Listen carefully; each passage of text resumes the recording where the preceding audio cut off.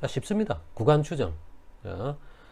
자, 읽어보겠습니다. 앞절에서 모수 세타에 대한 추정량, 모수 세타에 대한 추정량, 세타 햇을 사용해서 하나의 값을 대응시켜주는 점 추정량에 대해서 살펴보았다. 그러니까 우리가 추정량을 이용해서 이 모수 세타에 대응되는 어떤 우리 값을 갖다가 추정했다. 이 얘기죠.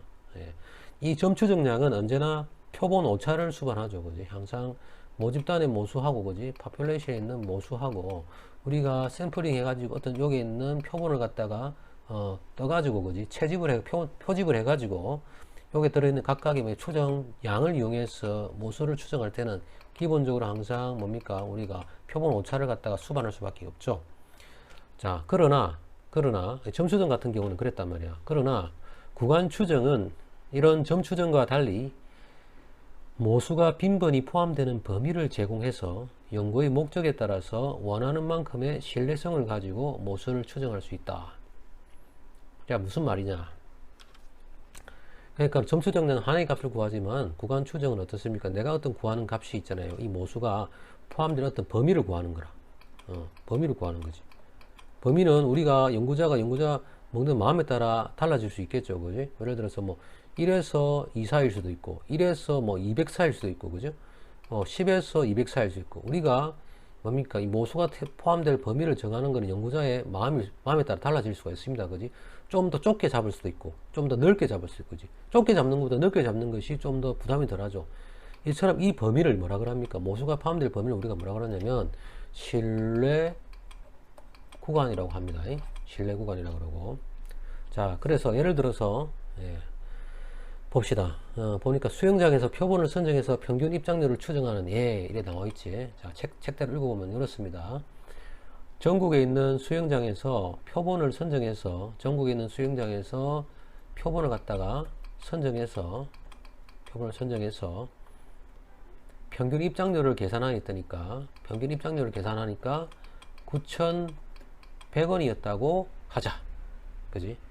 이 경우 표본 평균의 값이 어느 정도의 신뢰성을 갖고, 그지? 어느 정도의 신뢰성을 가지고 모평균을 추론한지 알 수가 있습니까? 없습니까? 없지. 점 추정량은 이런 문제가 있단 말이지. 그지? 그러니까 표본 평균이 단지 9,100원이다. 표본 뽑아서 이 정도만 나오지. 이걸 얼마나 믿을 수 있는지 알 수가 없다. 그지? 이걸 뭐 90% 신뢰를 할 수 있는지, 95% 신뢰를 할 수 있는지, 99% 신뢰를 할 수 있는지, 이런 신뢰성을 갖다가 알 수가 있다 없다? 점 추정량에서는 알 수가 없다. 그지? 맞죠? 만약에 모평균이 만약 9,000원이라고 합시다. 이 9,000원이라고 하더라도 만약에 우리가 점 추정량이 9,100원 나왔으면 상당히 좀 정확하게 접근한 거지. 모평균에 우리가 진실된 값에 이 모평균이 접근했습니다만은, 뮤가, 그지? 했습니다만은, 그래도 얼마만큼의 편차가 생깁니까? 100원의 편차가 생긴단 말이야. 그지? 예, 그래도 이게 뭡니까? 이 값이 어느 정도의, 그지? 신뢰성을 갖는지 알 수가 없죠. 그지? 이런 점 추정은 이런 문제가 있단 말이야. 그렇지만 반면에 구간 추정의 경우에는 연구자가 원하는 신뢰 수준에서 뭡니까? 모수가 존재할 범위를 결정할 수 있단 말이야. 그 만약에 모수가 지금 만약 9,000원이, 모평균이 9,000원이 나면 차라리 우리가 이렇게 말해주면 어떨까? 예를 들어서, 수영장의 평균 입장료가 예를 들어서 뭐 8,000원하고 만원 사이다. 그지? 만원 사이인데, 만원 사이일 거다. 이 모수가 지금 이제 뮤인데, 평균 입장료가 뮤인데, 만원 사이일 거다. 네, 하고, 자, 내가 추정하는 것이 만약에 90% 신뢰 수준에서 그렇다. 이렇게 얘기하면 틀릴 확률은 10%잖아. 근데 내가 추정하는 값이 여기에 들어가 있어. 우리가 90% 신뢰를 할 수 있다는 얘기야. 그치? 만약에 8,000원에서 만원 사이가 아니고, 예를 들어서 1,000원에서 만원 사이 하면 이것보다는 범위가 구간이 더 넓겠지, 그지? 1,000원에서 만원 사이일 거다 이러면 상당히 신뢰 구간이 더 넓어지잖아. 그죠? 그래 되면 뭐 90%가 아니고 뭐 예를 들면 99% 정도 되겠지, 그지? 그럼 반드시 이건 무조건 들어가, 그지? 틀릴 확률이 몇 프로야? 1%겠지. 예, 줄어듭니다. 맞죠? 그래서 이건 연구자가 어떻게 신뢰 수준을 갖다 신뢰 구간을 정하기 나름이죠. 그지? 신뢰의 확률, 즉 신뢰 수준을 얼마만큼 정하기 나름이죠. 그래서 구간 추정의 장점은 점 추정량에 비해 가지고 구간 추정량의 장점은 이런 장점이 있다고 하는 얘기죠. 자, 따라서 이 앞에 이 지금 현재 예에서 수영장 평균 입장료의 구간을 추정할 때 그 구간의 길이를 예를 들어서 뭐 방금 말씀드렸다시피 1,000원에서 17,000원으로 잡아버리면 이 길게 잡으면 어떻습니까? 이 구간이 모수를 포함할 신뢰 수준은 매우 높게 되죠. 무조건 다 개나 고등어 다 들어가지. 아까처럼 전국에 있는 돈가스집, 대학교 앞에 돈가스집의 가격을 알고 싶은데 뭐 돈가스의 가격이 뭐 100원에서 100만원 사이일 거다. 100만원 사이일 거다. 이래 잡으면 어떤 바보라도 이런 얘기 할 수 있잖아요. 그지? 그런데 이렇게 신뢰 구간을 길게 잡아버리면 통계적으로 의미가 있습니까? 없습니까? 없단 말이야. 통계적으로 과학이 아니죠. 그지? 바보라도 할 수 있으니까.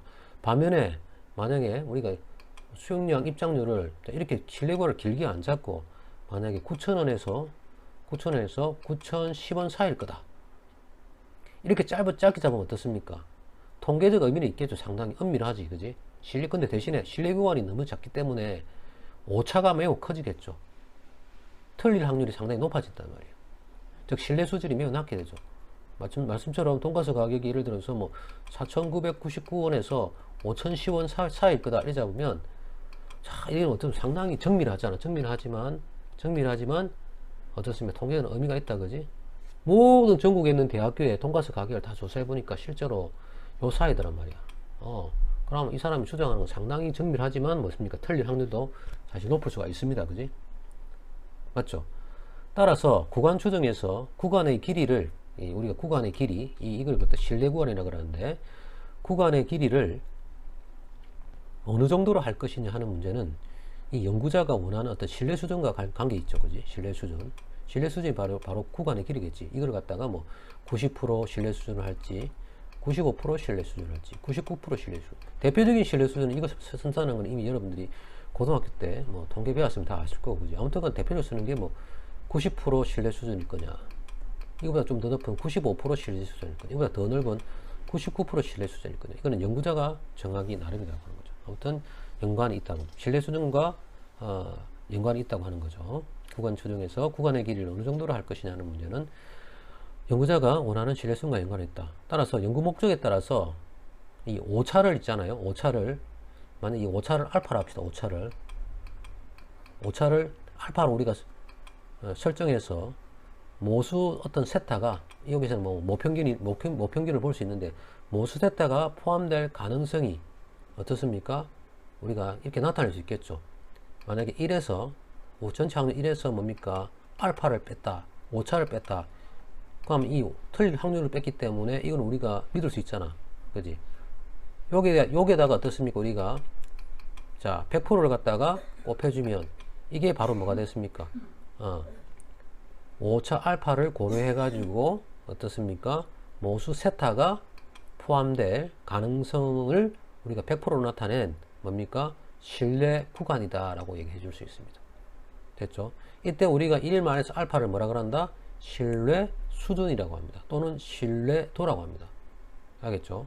신뢰도라고 하고, 그럼 이때 요 방금 말한 알파, 이거 오차라 그랬잖아. 오차를 뭡니까? 유의 수준이라고 얘기합니다. 유의 수준, 이 오차를 유의 수준이라고 그러고, 바로 그러니까 유의 수준 뭡니까? 내가 어떤 값이 모수가 어떤 범위 안에 들어갈 것이다. 그런데 단 유의해라. 내 말이 틀릴 수도 있다. 오차가 생길 수도 있다. 하는 뭡니까? 유의 수준입니다. 예를 들어 5% 정도 틀릴 수도, 5% 틀릴 확률 5%다. 틀릴 확률 1%다. 틀릴 확률 10%다. 이렇게 말할 수 있잖아. 그지? 예. 그때 사용되는 거는 우리가 오차인데, 이걸 우리가 뭐라 그런다? 신뢰 구간 추정에서는 유의 수준이라고 얘기합니다.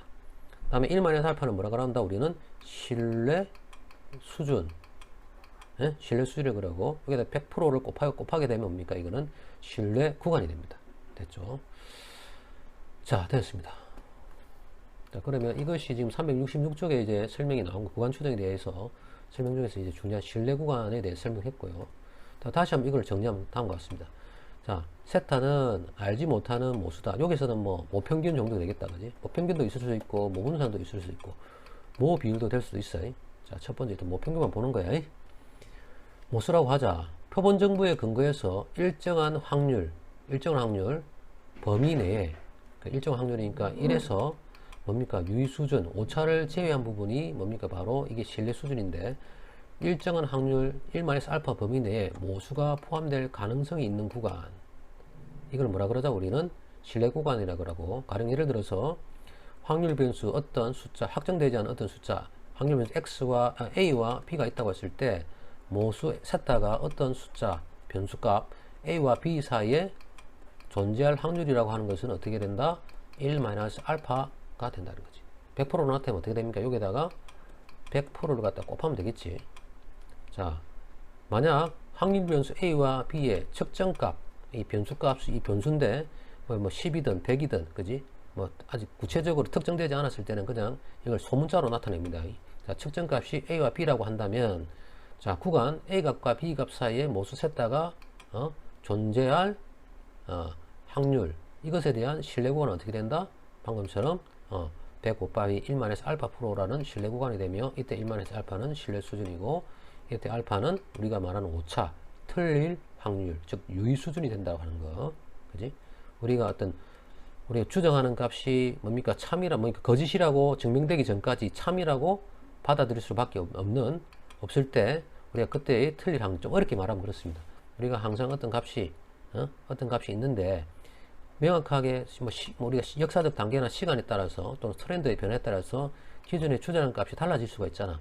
그지? 근데 이 달라졌다고 하는 것을 증명하고 싶어. 그지? 내가 관찰해보니까 달라졌는데 왜 자꾸 이 값을 추정하지 하면, 추정할 때 뭡니까? 이거 틀렸다고 내가 밟고 싶잖아. 기존에 추정된 거는 우리가 기무가설이라고, 이걸 뒤집어 엎고 싶은 가설 우리가 뭐라 그럽니까? 대립가설 또는 연구가설이라고 그러잖아.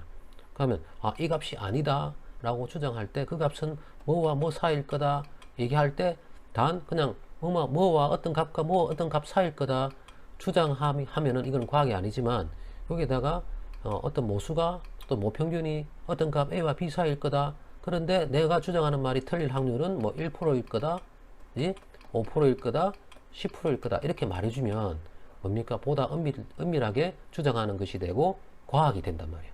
이때 이 알파를 뭐라 그럽니까? 유의수준, 즉 내가 주장하는 값이 말하는 것이 틀릴 확률. 예, 우리 이걸 유의수준이라고 합니다. 이해됐죠? 다음 페이지 넘어가겠습니다.